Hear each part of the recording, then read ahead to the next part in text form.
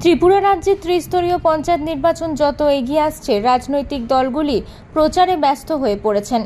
বুধবার সিপাহীজলা জেলার কমলাসাগর বিধানসভার অন্তর্গত চাম্পামুড়া পঞ্চায়েতের 6 নম্বর ওয়ার্ড এলাকায় সিপাহীজলা জেলা পরিষদের 3 নম্বর বিজেপি প্রার্থী গৌরাঙ্গ ভৌমিকের সমর্থনে বাড়ি বাড়ি প্রচার করা হয়।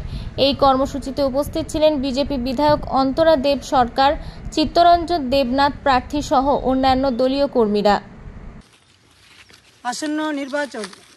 আসন্ন ত্রিস্তর নির্বাচনকে সামনে রেখে আজ আমরা কমলাসাগর বিধানসভার অন্তর্গত চাম্পামুড়া গ্রাম পঞ্চায়েতে আমরা জেলা পরিষদ প্রার্থী এবং আমাদের পঞ্চায়েত এবং পঞ্চায়েত সমিতির বিনা প্রতিদ্বন্দ্বিতা জয়ী প্রার্থীদের নিয়ে আমরা ডোর টু ডোর বেরিয়েছি 6 নং ওয়ার্ডে।